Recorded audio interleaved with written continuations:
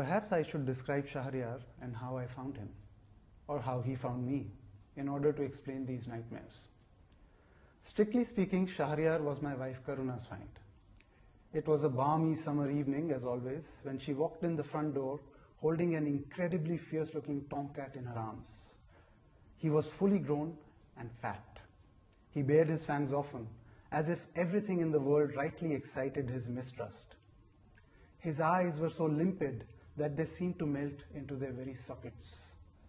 The dark pupil at the center of that light liquid sea of glaze constantly contracted and expanded like an omen. He lost no love for anybody. He looked like a wild beast trapped in a cat's body. There is a funny story about his name. When I asked Karuna where or how she found him, she refused to reveal it.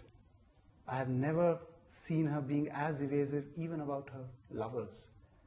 Jealous to the extreme, this woman, when it came to the cat. She lauded his evident scorn of me wholeheartedly and shared in it, of course. For some reason, the name she gave to him and by which she introduced him to me that balmy summer evening was Tiger. Tiger, she said, flinging him down to the floor of the living room. Tiger immediately proceeded to tear a sofa cushion apart. Karuna, particular as she was about the house and all the things in it, loved him all the more for it. See? She exclaimed. That's why I call him Tiger. He's a beast. So he was. I would have preferred a Tom, a Dick, or a Harry if we were to have a cat at all in the house. Not that he stayed much in the house, but he always returned. At first I thought it was for Karuna when she came back from work in the evening, but no, he continued to return even after she left. We were stuck with the beast. I began to call him the Beast instead of Tiger. It drove Karuna nuts after a point. She was used to having things her own way. She couldn't bear the thought of two different names for one entity. So she decided to change the name of the beast. She wanted my consent for it. She wanted to include me in this decision. A touching gesture. She said we must both call the cat by the same name so as not to confuse him. It was somehow very important to her. All right, I said, knowing how these mutual decisions went. What would you like to call him? Tiger seems a bit too crude. I want you to think of a more sophisticated name. You're a writer, think. When she said that she wanted me to think of it, I knew that she had already thought of it. She knew it too, that I knew. We both understood, and yet we played this game of mutual consent. It was good practice for the divorce, I think. All right, I said, as always. What would be a nice sophisticated name? Yes, it must reflect his personality. Absolutely, I concurred. Don't you think... Yes, I think so, I said, a little too quickly for the game of pretension. What do you think? She snapped, annoyed. Not knowing what to say, I turned towards Schahriar. He looked at me coldly, offering no support. The latest claw marks that had been delivered by him to me were still inflaming my arm. Forced into a corner, I tried to come up with something. How about...